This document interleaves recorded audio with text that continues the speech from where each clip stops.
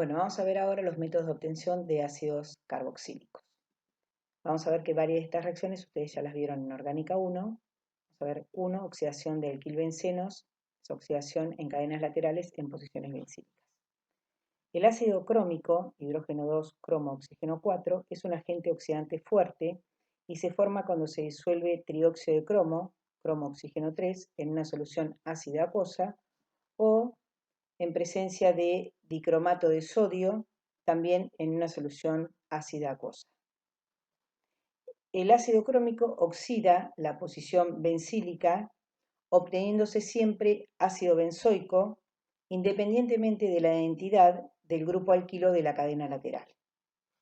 La única condición es que la posición bencílica debe tener al menos un hidrógeno. También se puede lograr la oxidación de la posición bencílica usando permanganato de potasio con calentamiento en medio ácido. Fíjense que para estos ejemplos, ya sea la oxidación con ácido crómico o con permanganato de potasio, obtenemos siempre ácido benzoico, en un caso partiendo de isopropilbenceno y en el otro caso partiendo de butilbenceno. Para este ejemplo, vemos que si partimos de terbutilbenceno, como no tenemos un hidrógeno en posición bencílica, la reacción no va a dar. Si el alquilbenceno tiene además un sustituyente Z resistente a la oxidación, por ejemplo, un cloro, un grupo nitro, un grupo sulfónico o un grupo carboxilo, se pueden obtener ácidos benzoicos sustituidos.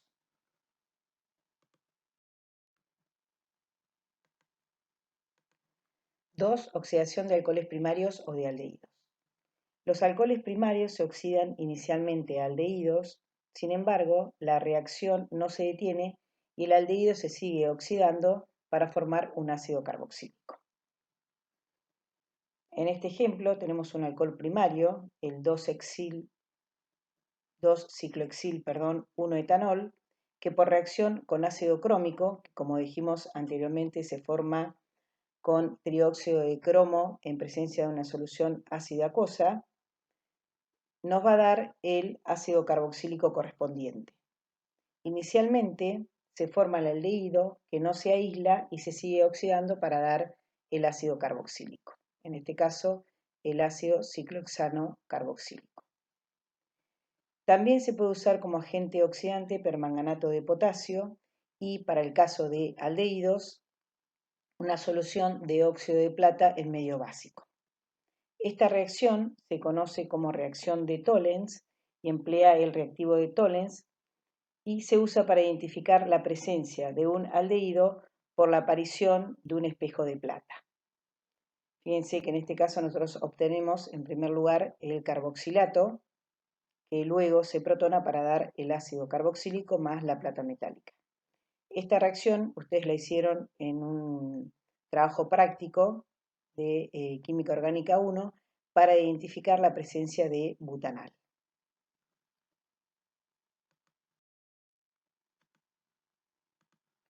Bueno, ruptura oxidativa de alquenos y alquinos. Como ustedes saben, los alquenos se pueden oxidar a compuestos carbonílicos con permanganato de potasio o con ozono. Recuerden que los alquenos se pueden oxidar con una solución básica de permanganato de potasio a temperatura ambiente para obtener 1 o 2 dioles. Sin embargo, si la solución básica se calienta o se usa condiciones ácidas, la reacción no se detiene en el diol y se obtienen cetonas y o ácidos carboxílicos dependiendo de la estructura del alqueno de partida. En el caso de alquenos terminales, se obtiene dióxido de carbono como producto.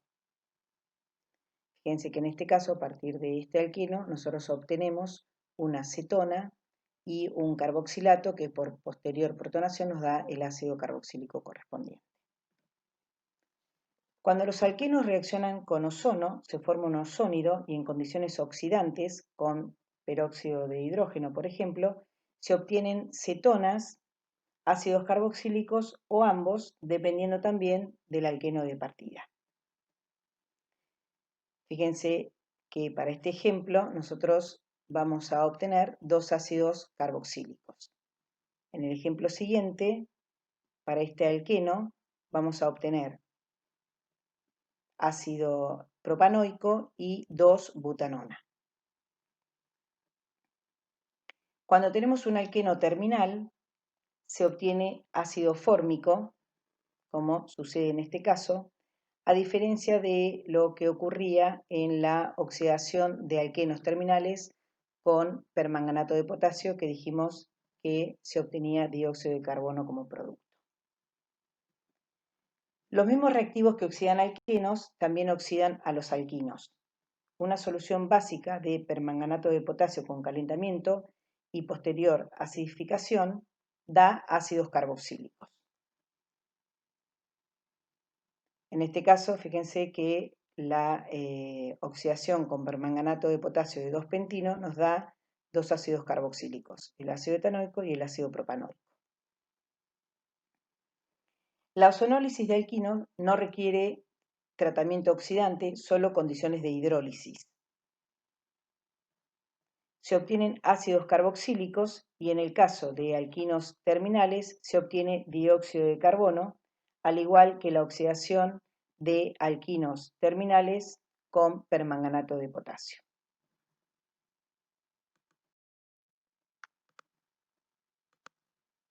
Bueno, 4. Carboxilación con reactivos de Grignard.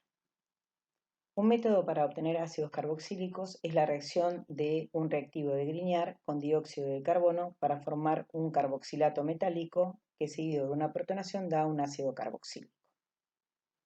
Esta reacción permite obtener un ácido carboxílico a partir de un halogenuro de alquilo o de arilo con un átomo de carbono más. Este átomo de carbono es provisto por el dióxido de carbono. Antes de ver el mecanismo de esta reacción, vamos a repasar la síntesis o la obtención de un reactivo de Grignard, que recuerden que ustedes usaban reactivos de Grignard para obtener alcoholes a través de una adición nucleofílica a un grupo carbonilo de un aldehído o una acetona.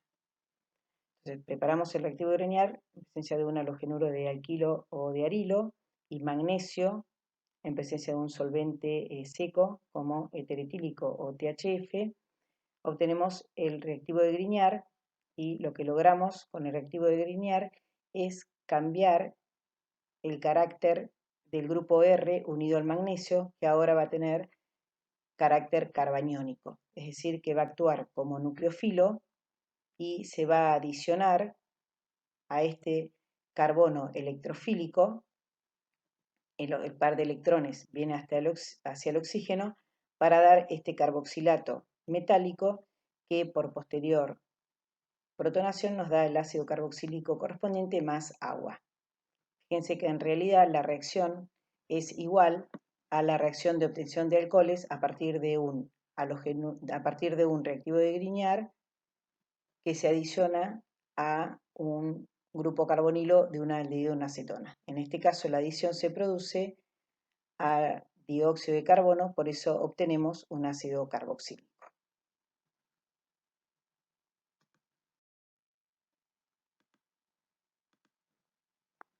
5. Hidrólisis de derivados de ácidos. Otro método para obtener ácidos carboxílicos es la hidrólisis de derivados de ácidos. Los derivados de ácidos son los haluros de ácidos, como un cloruro de ácido, anhidridos de ácidos, los ésteres, amidas y nitrilos. Es decir, que todos ellos por hidrólisis dan los ácidos carboxílicos correspondientes. Los más reactivos, como los haluros de ácidos y los anhidridos, se hidrolizan a 20 grados aproximadamente.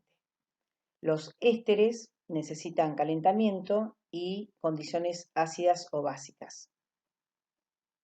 Y las amidas necesitan un calentamiento prolongado usando ácidos o bases fuertes como catalizador. Vamos a ver ahora un ejemplo de hidrólisis de nitrilos en condiciones ácidas y calentamiento para obtener el ácido carboxílico correspondiente. Recuerden que un nitrilo se puede obtener a través de una reacción de SN2 con cianuro de sodio, por ejemplo, sobre un halogenuro de alquilo. El nitrilo en este caso sería el 2-feniletano-nitrilo, por posterior hidrólisis en medio ácido, nos da el ácido carboxílico correspondiente. En este caso el ácido fenilacético, es decir, un ácido carboxílico con un átomo de carbono más que el halogenuro de partida. Esto mismo sucedía en la reacción de carboxilación con un reactivo de Grignard. Partiendo de un halogenuro de alquilo, obteníamos un ácido carboxílico con un átomo de carbono más.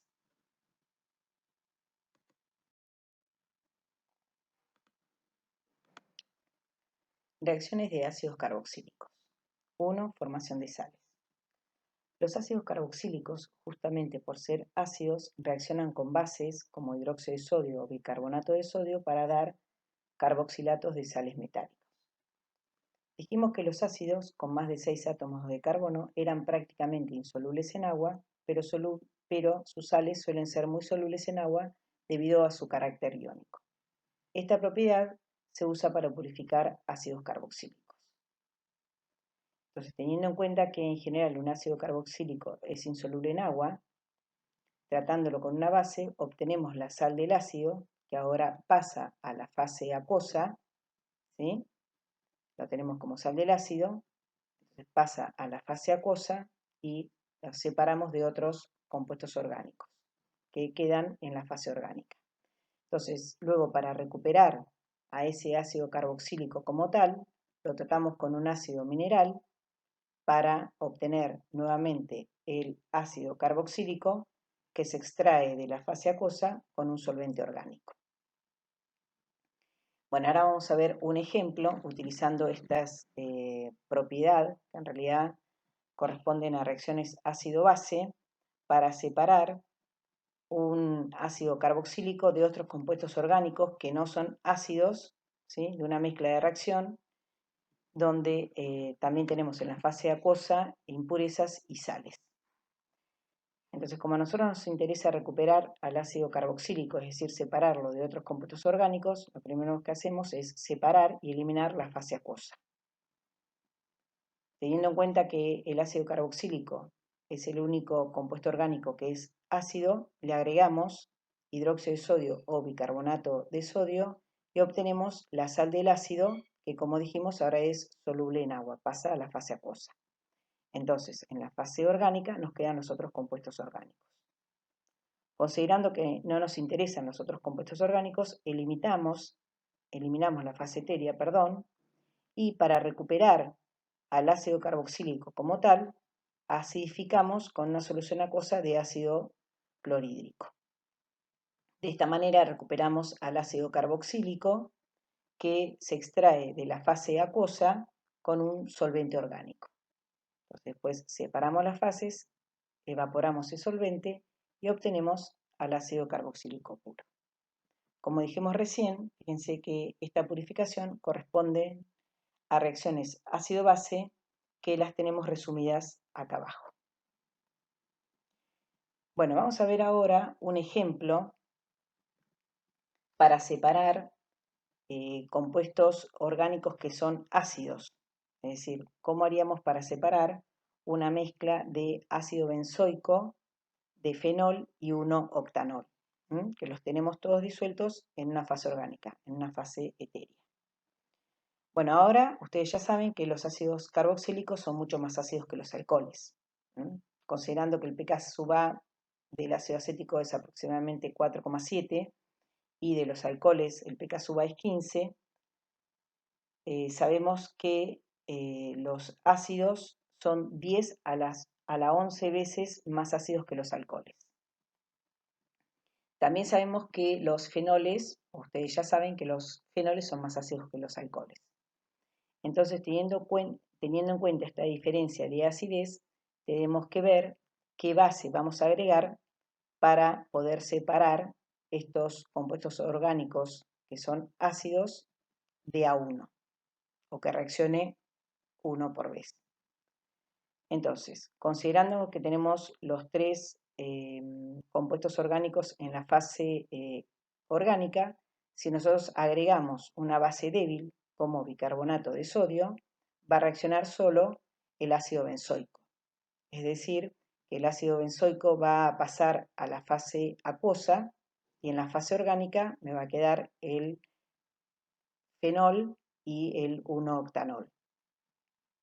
Separo las fases, ahora guardo la fase orgánica porque me interesa, y para recuperar el ácido benzoico que lo tengo como sal en la fase acuosa, acidifico con una solución acuosa de ácido clorhídrico y recupero al ácido benzoico, que lo extraigo de la fase acuosa agregándole un solvente orgánico. Entonces fíjense que ahora separando las fases y evaporando el solvente, recupero el ácido benzoico en forma pura. Bueno, ahora tenemos en la fase orgánica fenol y 1-octanol. Bueno, como dijimos ya, teniendo en cuenta que el fenol es más ácido que el alcohol, agregamos hidróxido de sodio, sabiendo que con hidróxido de sodio va a reaccionar solo el fenol y se va a formar el fenóxido de sodio que va a pasar a la fase acuosa. Entonces, separo la fase orgánica, donde me va a quedar el 1-octanol, y lo que hago ahora es acidificar la fase acuosa para recuperar al fenóxido como fenol. Y lo extraigo de esa fase acuosa agregándole un solvente orgánico. Entonces, de esta manera, en el solvente orgánico, ahora me queda el fenol recuperado. Evaporo el solvente y obtengo el fenol. Por último, dijimos que en la fase orgánica me quedaba octanol, es decir, que directamente evaporo el solvente y obtengo el alcohol. Vamos a ver que en este caso no es necesario, por ejemplo, hacer reaccionar al alcohol con sodio para obtener el alcóxido y luego recuperarlo, ¿sí?, por el agregado de una solución ácida.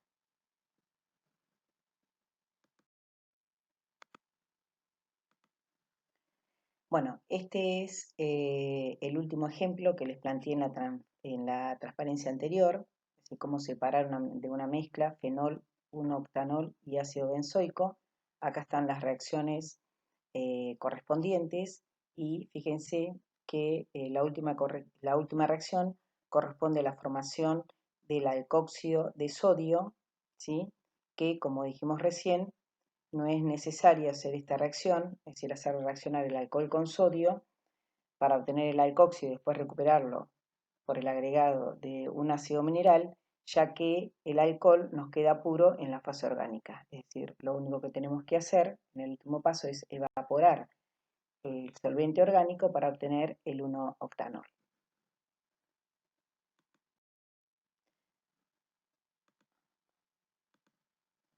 2. Conversión en derivados de ácidos. Los mejores reactivos para convertir los ácidos carboxílicos en cloruros de ácido son el cloruro de tionilo y el cloruro de oxalilo, porque ambos forman subproductos gaseosos que no contaminan el producto obtenido. Por ejemplo, haciendo reaccionar un ácido carboxílico con cloruro de tionilo, obtenemos el cloruro de ácido correspondiente y como subproducto dióxido de azufre y cloruro de hidrógeno. Si hacemos la reacción de un ácido carboxílico utilizando cloruro de oxalilo, obtenemos también en este caso el haluro de ácido correspondiente con muy buen rendimiento y como subproducto obtenemos cloruro de hidrógeno, monóxido de carbono y dióxido de carbono. Vamos a ver que también se pueden obtener haluros de ácido usando como reactivo tricloruro de fósforo. Se obtiene el cloruro de ácido correspondiente más ácido fosforoso. En este caso, el cloruro de ácido se obtiene puro destilándolo del medio de reacción. Conversión en ésteres.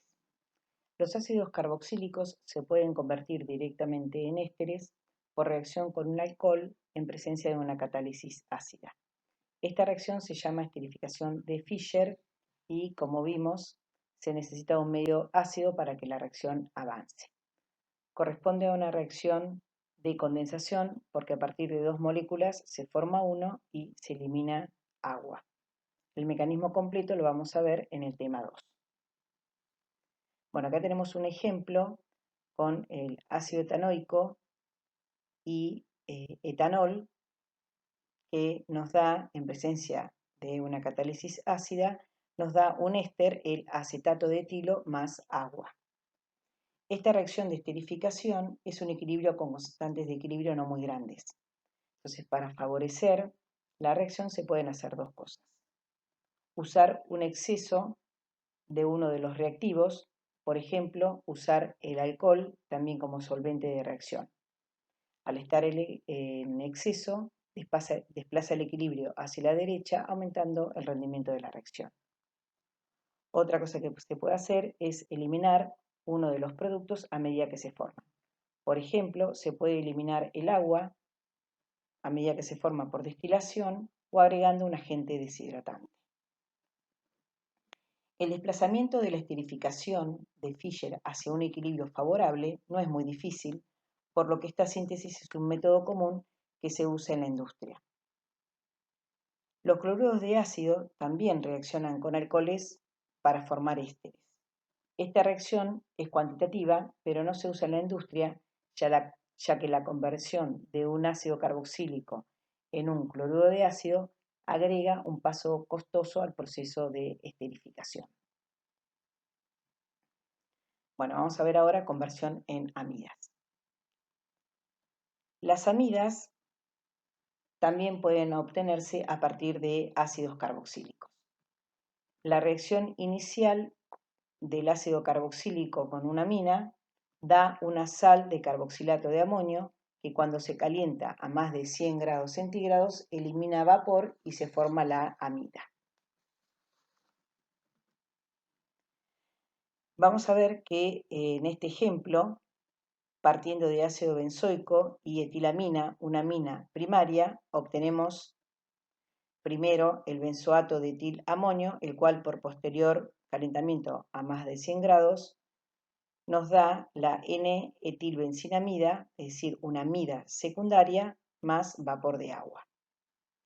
Entonces vamos a ver que si nosotros queremos obtener por este método una amida terciaria, deberíamos partir de una amina secundaria. Y si nosotros quisiéramos tener una amida primaria, ¿de qué amina deberíamos partir? Tenemos que partir directamente de amoníaco.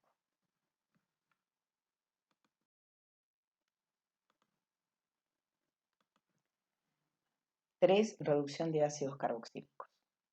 El hidruro de litio de aluminio y no el borehidruro de sodio reduce a los ácidos carboxílicos para formar alcoholes primarios.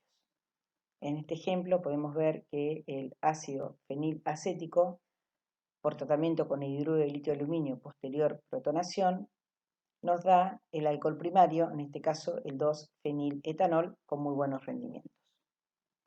También se puede lograr esta reducción, es decir, obtener alcoholes primarios, usando diborano como agente reductor.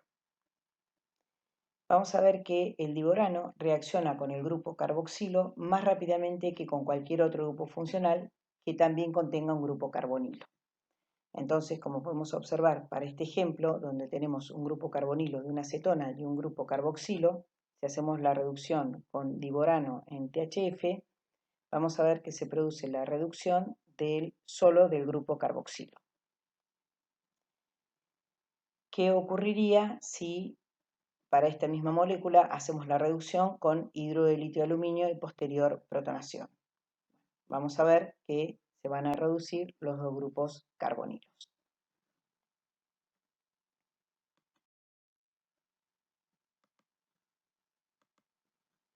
Bueno, 4. Reacción de Hell-Bolar-Zelinsky. La reacción de Hell-Bolar-Zelinsky reemplaza un átomo de hidrógeno por un átomo de bromo en el carbono alfa de un ácido carboxílico.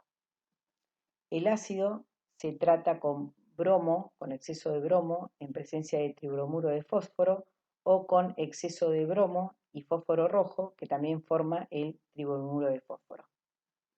De esta forma se obtiene el bromuro de alfa-bromoacilo, que por posterior hidrólisis da el ácido alfa-bromado más bromuro de hidrógeno.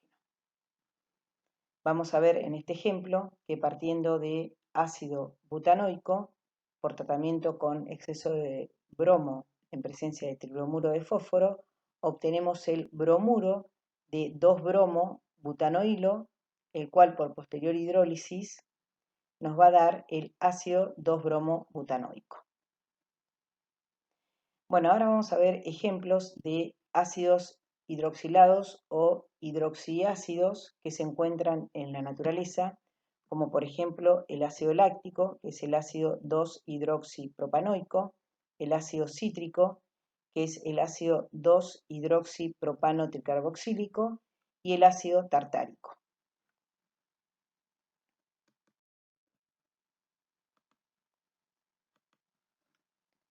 Bueno, vamos a ver ahora una reacción entre grupos hidroxilo y carboxilo. Es decir, es una reacción característica de gamma y delta hidroxiácidos. Corresponde a una esterificación intramolecular. Vamos a ver que los gamma y delta hidroxiácidos forman lactonas, que son ésteres cíclicos, a través de una esterificación intramolecular. Nosotros vimos la formación de ésteres que se daba por reacción entre un ácido carboxílico y un alcohol. En este caso, en la molécula tenemos el grupo carboxilo y el grupo hidroxilo, entonces van a formar ésteres cíclicos que son llamados lactonas. Cuando el grupo hidroxilo se encuentra en la posición delta, es decir, en el carbono 5, 1, 2, 3, 4, 5, se forma una lactona de 6 miembros. Cuando el grupo carboxilo cuando el grupo hidroxilo se encuentra en posición gamma, es decir, en el carbono 4, 1, 2, 3, 4, se forma una lactona de 5 miembros, como se puede observar en este ejemplo en la formación del ácido ascórbico, la vitamina C. La ciclación es tan fácil que generalmente no se pueden aislar los hidroxiácidos, se los encuentra como lactonas que son más estables. ¿Por qué no se forman lactonas de 4 miembros si tuviéramos un grupo hidroxilo en el carbono beta? Bueno, vamos a ver ahora alfa y beta cetoácidos de interés, como por ejemplo el ácido pirúvico, que es el ácido 2-oxopropanoico, que interviene en la biosíntesis de terpenos, o el ácido 3-oxobutanoico. Este corresponde a un beta-cetoácido, de la posición alfa-beta, un beta-cetoácido. Estos compuestos son compuestos 1,3 dicarbonílicos que son muy reactivos. Vamos a ver que descarboxilan muy rápidamente cuando se los calienta y pierden dióxido de carbono. Algunos ácidos alfa carboxílicos, como el ácido pirúvico, también pueden descarboxilar, pero esta descarboxilación es común en sistemas biológicos en los que las enzimas catalizan la reacción. Ahora, en la transparencia siguiente, vamos a ver el mecanismo de la descarboxilación de beta-cetoácidos.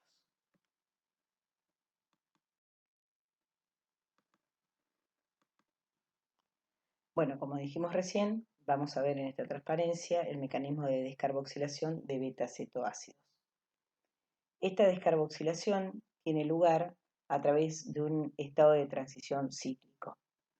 Este estado de transición requiere solo de un grupo carbonilo en beta respecto al grupo carboxilo.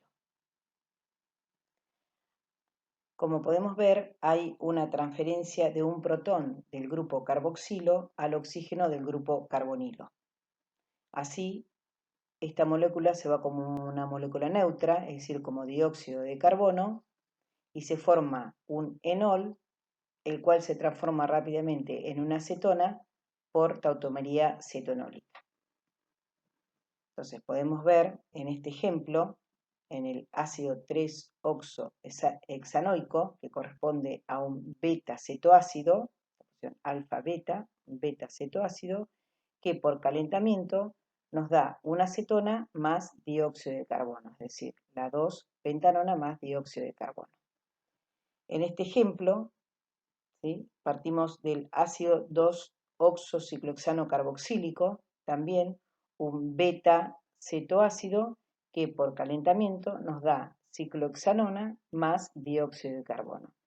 Es decir, vemos cómo el grupo carboxilo, en estos casos, se va como dióxido de carbono para dar las cetonas correspondientes.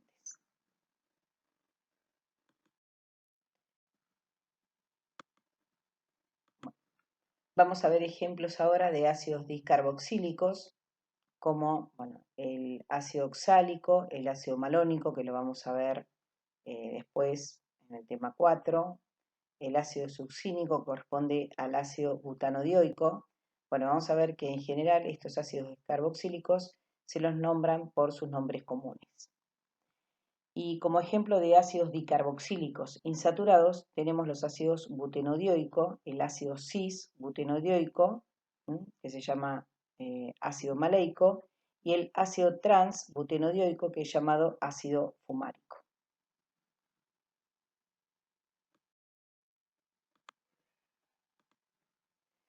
Bueno, vamos a ver ahora algunas reacciones que son características de ciertos ácidos dicarboxílicos. Vamos a ver primero la deshidratación de 1,4 y 1,5 ácidos dicarboxílicos. Los ácidos 1,4 y 1,5 dicarboxílicos pierden agua con facilidad cuando se los calienta y forman anhídridos cíclicos de 5 o de 6 miembros. Vamos a ver que esta reacción de ciclación se da más fácilmente si el ácido dicarboxílico se calienta en presencia de cloruro de acetilo o anhídrido acético. Y también esta ciclación se favorece cuando se trata al ácido 1,4 o 1,5 dicarboxílico con pentóxido de fósforo que actúa como agente deshidratante. Vamos a ver el comportamiento que tienen el ácido maleico y el ácido fumárico cuando se los calienta. El ácido maleico, que tiene un punto de fusión de 130 grados, cuando se lo calienta, se deshidrata y se obtiene el anhídrido maleico. En cambio, el ácido fumárico, que tiene un punto de fusión de 302 grados, cuando se lo calienta no se deshidrata. A partir de los 300-400 grados se isomeriza al ácido maleico y ahí sí se deshidrata, dando lugar al anhídrido maleico.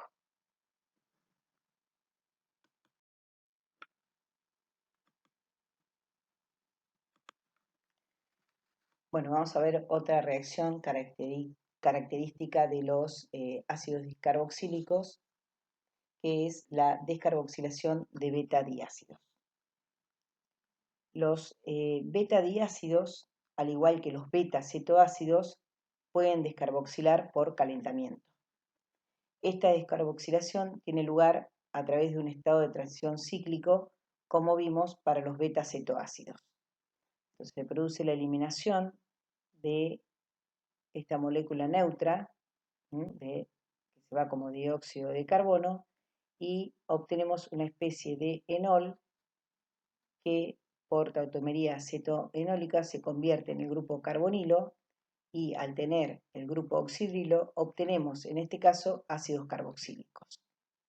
Entonces lo que tenemos que tener en cuenta es que en el caso de los beta-cetoácidos, este grupo hidroxilo estaba reemplazado por un grupo R, por eso obteníamos cetonas. En el caso de los beta-diácidos, fíjense que vamos a obtener ácidos carboxílicos a partir de un beta-diácido. Es decir, que partiendo del ácido alfa-metilmalónico, por calentamiento se produce la descarboxilación, se libera dióxido de carbono y se obtiene el ácido carboxílico correspondiente. Uno de los grupos carboxilos se va como dióxido de carbono y el otro forma parte del ácido carboxílico que se obtiene. Con esto terminamos los temas correspondientes al tema 1.